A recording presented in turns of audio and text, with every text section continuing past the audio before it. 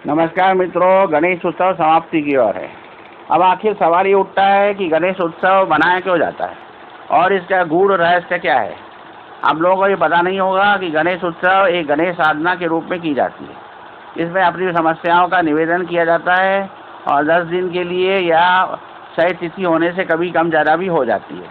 तो ये 10 दिन का कार्यक्रम रहता है जिसमें गणेश की मूर्ति लाकर स्थापित की जाती है और फिर उसके बाद अपनी समस्याओं की बातें कहकर उसकी स्थापना कर उसका विधिवत पूजन किया जाता है। तो इस प्रकार से ये एक साधना है और साधना को निश्चित समय और निर्धारित समय के लिए किया जाना जरूरी रहता है।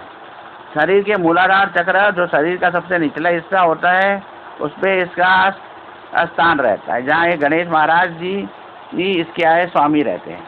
सभी प्रकार की नकारात्मक ऊर्जाओं को अपने अंदर समाहित करने की शक्ति और सामर्थ्य इस चक्र में रहता है और गणपति भगवान को इसलिए विघ्न विनाशक कहा जाता है।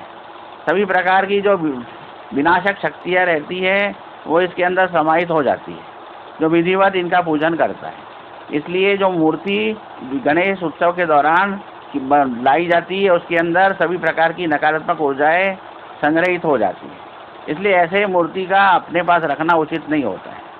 इस मूर्ति का विसर्जन किया जाना जरूरी रहता है, लेकिन ज़्यादातर लोग इसके अभाव में घर की ही मूर्ति का पूजन करते हैं और उसे साधना के रूप में बैठाते हैं, जबकि ऐसा करना उचित नहीं है, क्योंकि इसमें मूर्ति के अंदर जो नकारात्मक ऊर्जाएं रहती हैं उसका अगर विसर्जन ना किया जाए तो वो घर के सदस्यों पर अपना प्रभाव डाल सकती है और उन्हें हानि या कष्ट पहुंचा सकती है।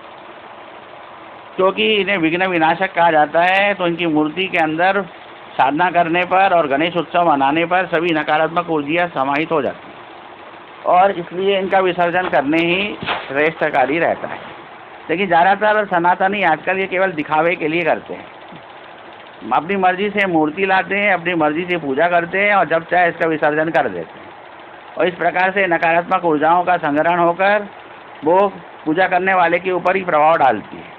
अक्सर ऐसे लोग शराबी, जुआरी, व्यसनी और आत्महत्या करने वाले प्रवृत्ति के लोग रहते हैं, जो इस प्रकार से गणेश का पूजन करते हैं और उसका प्रभाव भी उनको तत्काल ही मिल जाता है।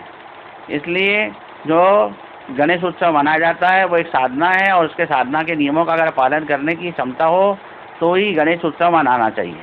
अगर पैसे का अभाव हो तो गणेश उत्सव नहीं मनाना चाहिए। मेरे चैनल में आपको सभी महत्वपूर्ण जानकारी दे दी गई है, इसलिए गणेश उत्सव को मनाते हुए विशेष ध्यान रखें कि घर की किसी मूर्ति का उपयोग ना करें और अगर आपने उपयोग किया है तो उसका विसर्जन कर दें और नई मूर्ति का घर में पूजन के लिए उपयोग करें, क्योंकि घर में जो मूर्ति रखी जाती है उनका उपयोग किसी साधना के लिए नहीं किया जाता और जो ये उत्सव होता है इसमें जो मूर्ति रखी जाती है वो साधना के लिए की जाती है।